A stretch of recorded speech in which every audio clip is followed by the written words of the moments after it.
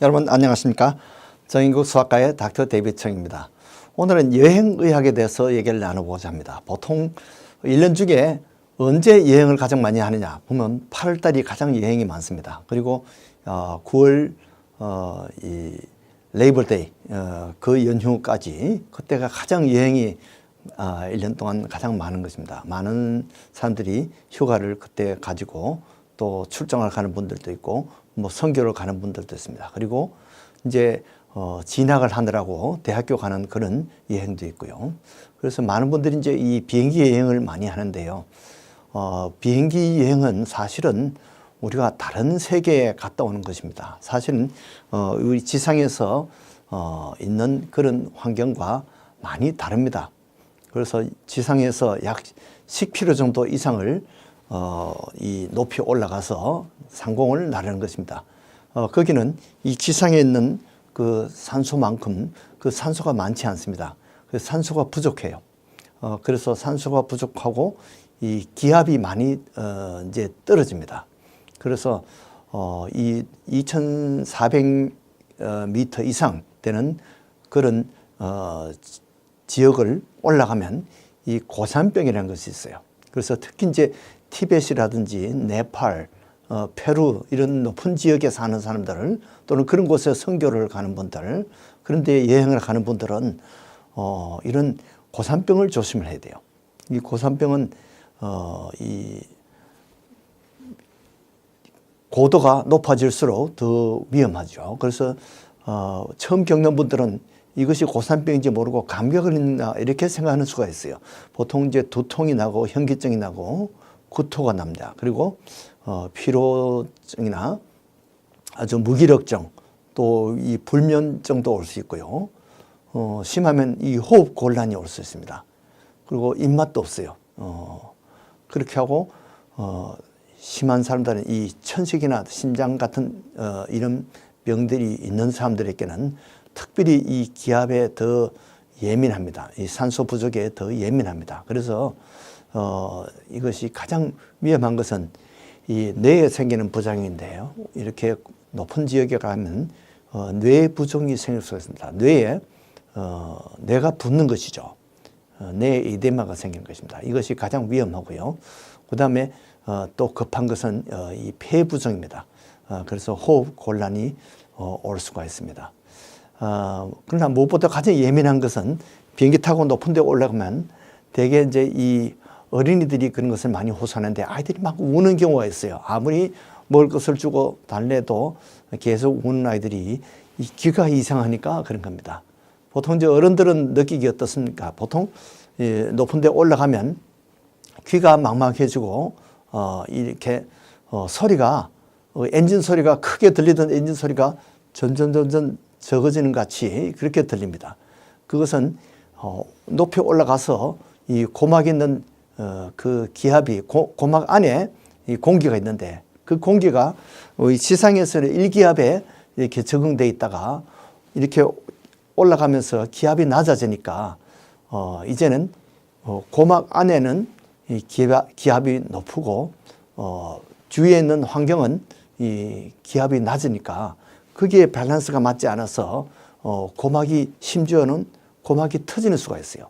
그것을 조절하는 것이 사실은 귀에다가 이 공기를 집어넣는 것이 구시관이 있습니다. 그것은 이 입 뒤에 천정에 거기에서 이 조그만 구멍이 있어서 거기서 그 관으로 공기가 이 중위까지 갑니다. 미들 이어까지 공기를 불어넣게 됩니다. 그런데 거기에 이제 감기나 알러지 같은 것이 있으면 그 부위가 부어가지고 이 공기가 잘 들어갈 수가 없어요. 기압 조절이 잘 되지 않습니다. 그렇게 되면 이 올라갈 때는 귀 안에 기압이 더 높고 바깥은 기압이 낮아요. 그래서 이 고막이 밖으로 밀려 나오는 그런 느낌을 가지게 됩니다. 또 높은 데서 낮은 데로 지상으로 이렇게 내려올 때는 또 그 반대 현상이 생깁니다. 귀 안에 고막은 이제 낮아져서 적응되어 있는데 이 지상에서는 1기압이 되니까 이 바깥 기압이 더 높아가지고 고막이 안으로 이렇게 밀려드는 그런 느낌을 갖게 됩니다. 이런 것을 이제 조절한 것이 이 유스타키안 튜브라는 구시관인데 이것이 어린아이들은 그것이 잘 되지 않는 경우가 많습니다. 왜냐하면 어른들보다 더 좁고 좀 이렇게 경사가 있어서 그것이 잘 되지 않는 그런 경우가 많습니다. 그래서 이 고막이 파열이 되는 경우도 있는데 대개 이제 어른들은 이 비행기가 뜰 때나 비행기가 내릴 때 이 하품을 하는 것이 좋습니다. 이 턱을 자꾸 이렇게 움직이면 이 구시관을 열어주는 그런 효과가 있습니다. 그 다음에 이 추잉금, 껌을 자꾸 씹으면 그것이 이 구시관을 열어서 어떻게든지 턱을 자꾸 움직이는 것이 이 구시관을 여는 역할을 합니다. 그렇게 하면 이 기압 조절이 잘 됩니다. 그런데 어린아이들은 그것이 잘 안 되는 경우에는 이 패시파이어 같은 것을 빤다든지 물을 자꾸 마시게 한다든지 이렇게 해서 오르고 내릴 때 이런 것을 턱을 자꾸 움직이는 그런 것을 도와주면 어린아이들도 이런 기압 변화에 적응하기가 쉽습니다. 그리고 이제 이렇게 높이 올라가면 기온이 또 떨어집니다. 보통 우리가 10,000m 이상이 이렇게 올라가는데요. 그렇게 되면 비행기 바깥은 보통 영하 50도 정도 됩니다. 우리가 지상에서는 보통 뭐 30도 여름에 30도, 40도 이렇게까지 올라갈 수도 있지만은 위에는 영하 50도니까 그 차이가 얼마입니까? 80도 이상 차이가 나죠.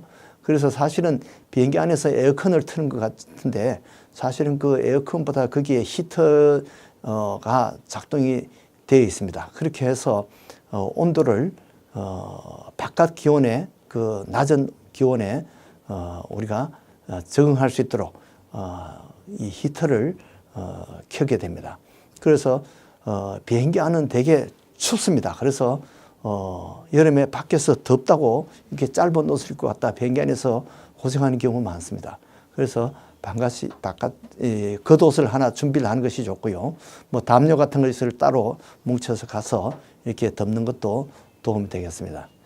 또 하나 비행기 안에 이렇게 높은 데 올라가면은 이렇게 히터를 자꾸 쓰고 또 이렇게 에어컨디션을 하다 보면 공기를 자꾸 이렇게 건조하게 만듭니다. 그렇게 건조하게 하면 사실은 습도가 많은 것보다는 기분이 상쾌하고 좋죠. 그러나 문제는 그렇게 건조한 상태에서 6시간, 10시간 이렇게 장기간 여행을 하다 보면 우리 호흡 중에 있는 수분을 다 뺏어갑니다. 그렇게 건조한 공기를 자꾸 마시기 때문에 사실은 우리 몸에 탈수가 생길 수가 있습니다. 그래서 비행기를 타고 이렇게 장기간 여행할 때는 한두 시간마다 자꾸 한 번씩 물을 자꾸 마셔주는 것이 좋습니다. 그래서 보면 안내양들이 물을 자꾸 이렇게 가지고 다니면서 주는데 그때 조금씩 자꾸 마셔두는 것이 좋아요. 그렇게 해야지 탈수를 예방할 수가 있습니다. 그 다음에 장기간 이렇게 오래 이렇게 좌석에 앉아서 이렇게 가다 보면요. 이 구부린 상태에서 오래 있다 보면 우리 몸에 혈류가 순환장애가 올 수가 있습니다. 그래서 어떤 사람들은 보면 한 10시간, 14시간 이렇게 갔다 여행을 하면 다리가 퉁퉁 붓는 그런 경우가 많이 있어요. 그것은 이 순환장애가 생겨서 그렇습니다. 보통 이제 이 발까지 갔던 피가 심장까지 올라오는 데에는 이 정맥 혈압이 높지 않기 때문에 이것이 천천히 쉬어서 올라옵니다. 그래서 중간에 그 정맥 판막이 몇 군데가 있어요. 그래서 쉬었다가 다시 올라오고 쉬었다가 올라오는데 대개 올라올 때는 우리가 발을 움직여 준다든지 걷는다든지 이럴 때 이렇게 쉽게 올라올 수가 있습니다. 그런데 한 자세로 계속 10시간, 14시간 이렇게 오래 있으면 그 부위가 눌려서 다리가 피가 위로 올라오지 못해서 다리가 붓게 된 겁니다. 이 정맥류가 있는 사람들은 더 악화될 수가 있습니다. 그래서 한두 시간마다 자꾸 이렇게 복도를 걷고 또 화장실에 왔다 갔다 하는 것이 오히려 이렇게 순환 장애를 예방할 수가 있습니다.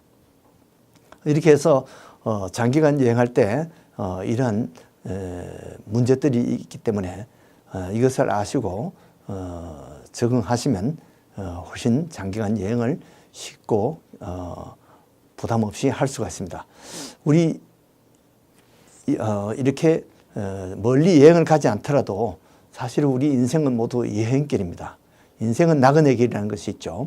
우리가 아침을 먹을 때 같은 우리가 집에서 식사를 하고 또 점심을 식사를 하더라도 사실은 아침하고 점심 먹는 그런 공간은 이미 아침 먹던 데부터 수천 킬로가 떨어진 우주의 다른 장소입니다.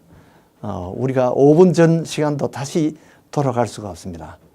우리의 연수와 우리의 장소가 어디 있는지 이것을 잘 계산할 수 있는 것이 지혜이고 복입니다. 그래서 모세는 이러한 우리의 연수를 잘 알 수 있도록 가르쳐 달라고 이렇게 기도를 했습니다.